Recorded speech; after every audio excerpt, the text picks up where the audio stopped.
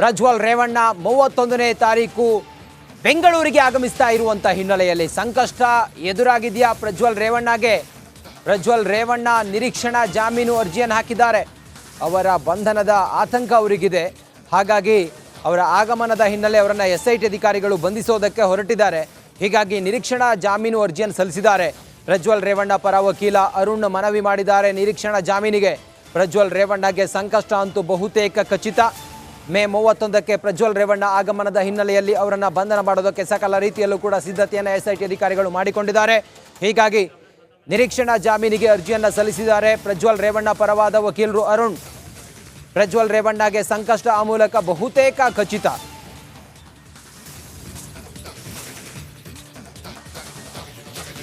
ನಿರೀಕ್ಷಣಾ ಜಾಮೀನಿಗೆ ಪ್ರಜ್ವಲ್ ರೇವಣ್ಣ ಅರ್ಜಿಯನ್ನು ಹಾಕಿದ್ದಾರೆ. ಪ್ರಜ್ವಲ್ ರೇವಣ್ಣ ನಿರೀಕ್ಷಣಾ ಜಾಮೀನು ಅವರ ಪರವಾದ ವಕೀಲರ ಮೂಲಕ ಅವರು ಅರ್ಜಿಯನ್ನು ಹಾಕಿದ್ದಾರೆ. ಒಂದೊಂದು ಭಾಳ ಕ್ಲಿಯರ್ ಆಗಿದೆ. ಅವರನ್ನು ಬಂಧನ ಮಾಡೋದಕ್ಕೆ SIT ಅಧಿಕಾರಿಗಳು ಈಗ ಎಲ್ಲ ರೀತಿಯಲ್ಲೂ ಕೂಡ ಇಮಿಗ್ರೇಷನ್ ಅಧಿಕಾರಿಗಳ ಜೊತೆಯಲ್ಲೂ ಕೂಡ ಡಿಸ್ಕಸ್ ಮಾಡಿದ್ದಾರೆ. ಪ್ರಜ್ವಲ್ ರೇವಣ್ಣ ಅವರನ್ನ ಬಂಧನ ಮಾಡೋದಕ್ಕೆ SIT ಅಧಿಕಾರಿಗಳು ಈಗ ಅವರ ಬಂದ ತಕ್ಷಣ ಅವರ ಬಂಧನ ಆಗುವ ಸಾಧ್ಯತೆಗಳಿದೆ. ಹೀಗಾಗಿ ಪ್ರಜ್ವಲ್ ರೇವಣ್ಣ ನಿರೀಕ್ಷಣಾ ಜಾಮೀನಿಗೆ ಅರ್ಜಿಯನ್ನು ಹಾಕಿದ್ದಾರೆ. ತಮ್ಮ ಪರವಾದ ವಕೀಲರು ಅರುಣ್ ಮೂಲಕ ಮನವಿಯನ್ನ ಮಾಡಿದ್ದಾರೆ.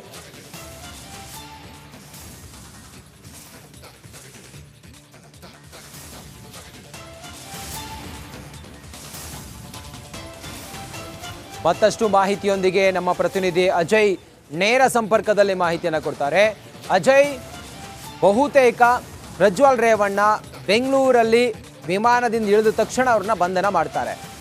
ನಿರೀಕ್ಷಣಾ ಜಾಮೀನಿಗೂ ಕೂಡ ಅವರು ಅರ್ಜಿ ಹಾಕಿದ್ದಾರೆ ಅನ್ನೋದ್ರ ಬಗ್ಗೆ ಮಾಹಿತಿ ಇದೆ. ಈ ಹೊತ್ತಿನ ವಿವರ ಏನಿದೆ ಅಜಯ್? ನಡಿ ಈಗ ಶುರು ಮಾಡೋಣ.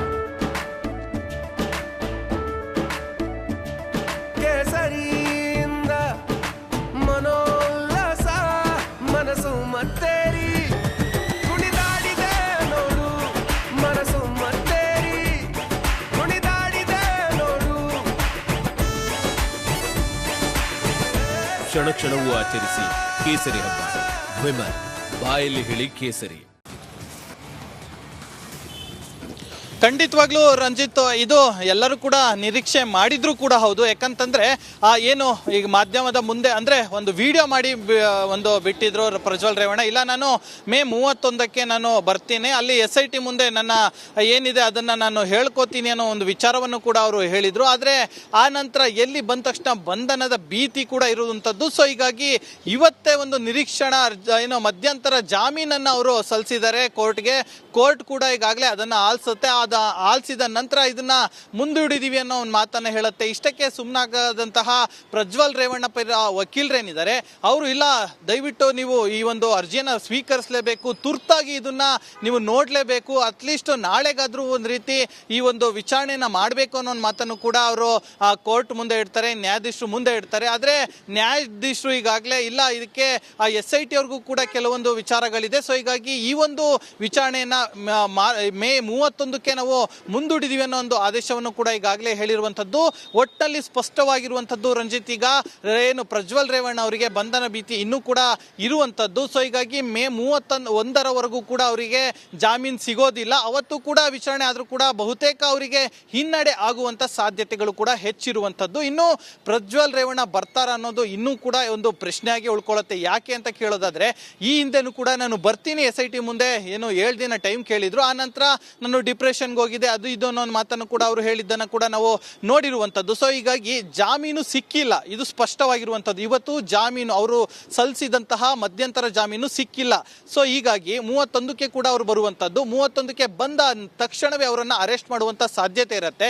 ಇದನ್ನು ಕೂಡ ಅವರು ಮನಸ್ಸಿನಲ್ಲಿ ಇಟ್ಕೊಂಡು ಈಗ ಬರ್ದೇ ಇರುವಂಥ ಸಾಧ್ಯತೆ ಕೂಡ ಹೆಚ್ಚಾಗಿರುವಂಥದ್ದು. ಮತ್ತೊಂದು ಸಲ ಇಲ್ಲ, ನನಗೆ ಬೇರೆ ರೀತಿಯಾದಂಥ ಸಮಸ್ಯೆ ಇತ್ತು ಅಂತಲೂ ಕೂಡ ಅವರು ಆ ನಂತರ ಹೇಳ್ಕೋಬಹುದು. ಸೊ ಹೀಗಾಗಿ ಅವರು ಕೂಡ ಬರುವಂಥದ್ದು ಎಲ್ಲರೂ ಕೂಡ ನಿರೀಕ್ಷೆಯಲ್ಲಿದ್ರು. ಆದ್ರೆ ಈಗ ಬರುವಂಥದ್ದು ಬಹುತೇಕ ಡೌಟ್ ಅಂತಾನೆ ಹೇಳ್ಬೋದು ರಂಜಿತ್.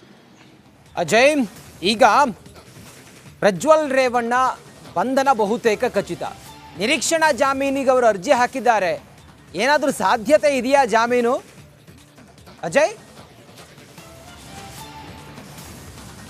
ಖಂಡಿತವಾಗ್ಲೂ ಇಲ್ಲಿ ಏನು ಅವ್ರಿಗೆ ಜಾಮೀನು ಸಿಗೋದು ಬಹುತೇಕ 99 ಅಷ್ಟು ಈಗ ಅಸಾಧ್ಯ ಅಂತಾನೆ ಹೇಳ್ಬೋದು ರಂಜಿತ್. ಯಾಕಂತಂದ್ರೆ ಏನು ರೇವಣ್ಣನವರೇ ಕೂಡ ಇಲ್ಲೇ ಅಂದ್ರೆ ಬೆಂಗಳೂರಿನಲ್ಲೇ ಇದ್ರು ಕೂಡ ಅವರನ್ನು ಕೂಡ ಏನು ಮನೆಗೆ ಹೋಗಿ ಏನು SIT ಅವರು ಬಂಧನ ಮಾಡ್ತಾರೆ, ಅನಂತರ ಕರ್ಕೊಂಡ್ ಬರ್ತಾರೆ. ಅದು ಕೂಡ ಆ ಒಂದು ಪ್ರಕರಣದಲ್ಲೂ ಕೂಡ A2 ಆರೋಪಿಯಾಗಿದ್ದಂತಹ ರೇವಣ್ಣನವ್ರನ್ನ. ಆದ್ರೆ ಇವರು ಈಗ A1 ಆರೋಪಿ, ಇದರಲ್ಲೂ ಕೂಡ ಹಾಸನದಲ್ಲಿ ಆಗಿರುವಂತಹ ಒಂದು ಪ್ರಕರಣದಲ್ಲಿ ಕೂಡ A1 ಆರೋಪಿಯಾಗಿ ಕೂಡ ಪ್ರಜ್ವಲ್ ರೇವಣ್ಣ ಅವರು ಇರುವಂತದ್ದು, A2 ಆರೋಪಿಯಾಗಿ ರೇವಣ್ಣ ಅವರು ಇರುವಂತದ್ದು. ಆದ್ರೆ ಈ ಒಂದು ಪ್ರಕರಣದಲ್ಲಿ ಇವರಿಗೆ ಬೇಲ್ ಸಿಗೋದು ಬಹುತೇಕ ಡೌಟ್ ಅಂತಾನೆ ಹೇಳ್ಬೋದು. ಯಾಕೆ ಅಂತಾನು ಕೇಳ್ಬೋದು. ಯಾಕಂದ್ರೆ ಇಷ್ಟು ದಿನ SIT ಅವರು ಸುಮ್ಮನೆ ಕೂತಿಲ್ಲ, ಸಾಕಷ್ಟು ಎವಿಡೆನ್ಸ್ ಗಳನ್ನ ಈಗಾಗಲೇ ಕಲೆಕ್ಟ್ ಮಾಡಿದ್ದಾರೆ, ಸಾಕಷ್ಟು ಒಂದು ವಿಚಾರಗಳನ್ನು ಕೂಡ ಹೊರ ತೆಗೆದಿದ್ದಾರೆ, ಸಾಕಷ್ಟು ಜನರನ್ನ ಕಾಂಟ್ಯಾಕ್ಟ್ ಮಾಡಿದ್ದಾರೆ, ಸಾಕಷ್ಟು ಸಂತ್ರಸ್ತೆಯರು SITಗೆ ಬಂದು ಹೋಗಿದ್ದಾರೆ, ಸಾಕಷ್ಟು ಎವಿಡೆನ್ಸ್ ಗಳು ಕೂಡ ಈಗಾಗಲೇ SIT ಮುಂದೆ ಇರುವಂತದ್ದು. ಸೊ ಹೀಗಾಗಿ ಅವೆಲ್ಲವನ್ನು ಕೂಡ ಅವರು ಏನು ಜಾಮೀನು ಅರ್ಜಿ ಹಾಕಿದ ನಂತರ ಕೋರ್ಟ್ ಮುಂದೆ ಪ್ರೊಡ್ಯೂಸ್ ಮಾಡ್ತಾರೆ. ಯಾಕಂದ್ರೆ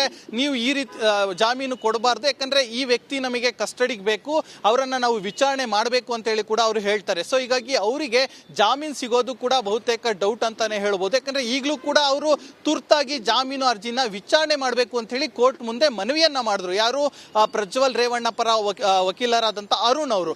ಇಲ್ಲ, ತುರ್ತಾಗಿ ನೀವು ಒಂದ್ ರೀತಿ ಅರ್ಜಿಯನ್ನ ವಿಚಾರಣೆ ಮಾಡಿ ಅಂತ ಕೋರ್ಟ್ ಮುಂದೆ ಮನವಿ ಮಾಡಿದ್ರು, ಕೇಳ್ಕೊಂಡ್ರು. ಆದ್ರೆ ಕೋರ್ಟ್ ಇಲ್ಲ, ಇದಕ್ಕೂ SITಗೂ ಕೂಡ ಕೆಲವೊಂದು ಏನು ಕಾಲಕೋಶ ಬೇಕಾಗತ್ತೆ. ಸೊ ಹೀಗಾಗಿ ತುರ್ತಾಗಿ ಅಂದ್ರೆ ಆಗೋದಿಲ್ಲ ಅಂತ ಕೇಳ್ತಾರೆ. ಸೊ ಆ ನಾಳೆನಾರು ಮಾಡಿ ಅಂತ ಅವರು ಮನವಿಯನ್ನ ಮಾಡ್ತಾರೆ. ಅವಾಗ ಇಲ್ಲ, ನಾಳೆನೂ ಆಗೋದಿಲ್ಲ, ನೀವು ಮೇ 31ಕ್ಕೆ ನೀವು ಬನ್ನಿ ಅಂತ ಹೇಳಿ ಆವತ್ತು ಮೇ 31ಕ್ಕೆ ಈಗಾಗಲೇ ವಿಚಾರಣೆಯನ್ನು ಸಹ ಮುಂದೂಡಿರುವಂತದ್ದು. ಬೇಲ್ ಅರ್ಜಿಯ ವಿಚಾರಣೆ ಈಗ ಪ್ರಜ್ವಲ್ ರೇವಣ್ಣ ಬರುವಂತದ್ದು ಕೂಡ ಅಂದ್ರೆ 31ಕ್ಕೆ ಅಂತಾನೆ ಕೂಡ ಅವರು ಕೂಡ ಹೇಳಿರುವಂತದ್ದು. ಸೊ ಹೀಗಾಗಿ ಅವತ್ತು ಕೂಡ ಬೇಲ್ ಅರ್ಜಿ ಇರುವಂತದ್ದು. ಈಗ ಬೇಲ್ ಅರ್ಜಿ ಆದ್ರೂ ಕೂಡ ಒಂದು 12 ಗಂಟೆ ಮೇಲೆ ಅಥವಾ 2 ಗಂಟೆ ಮೇಲೆ ಆಗುವಂತ ಸಾಧ್ಯತೆಗಳು ಹೆಚ್ಚಾಗಿರುವಂತದ್ದು.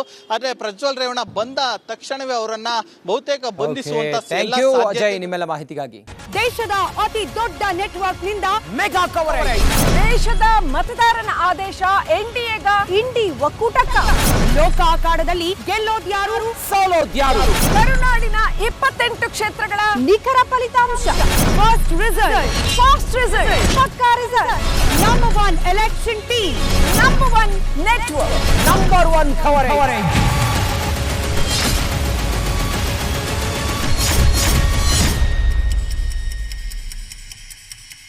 ದೇಶದ ಅತಿ ದೊಡ್ಡ ನೆಟ್ವರ್ಕ್ ನಿಂದ ಮೆಗಾ ಕವರೇಜ್. ದೇಶದ ಮತದಾರನ ಆದೇಶ NDAಗ ಇಂಡಿ ಒಕ್ಕೂಟಕ್ಕ. ಲೋಕ ಅಖಾಡದಲ್ಲಿ ಗೆಲ್ಲೋದ್ಯಾರು ಸೋಲೋದ್ಯಾರು. ಕರುನಾಡಿನ 28 ಕ್ಷೇತ್ರಗಳ ನಿಖರ ಫಲಿತಾಂಶ. ಫಾಸ್ಟ್ ರಿಸಲ್ಟ್, ಪಕ್ಕಾ result. Number 1 election team, number 1 network, number 1 coverage.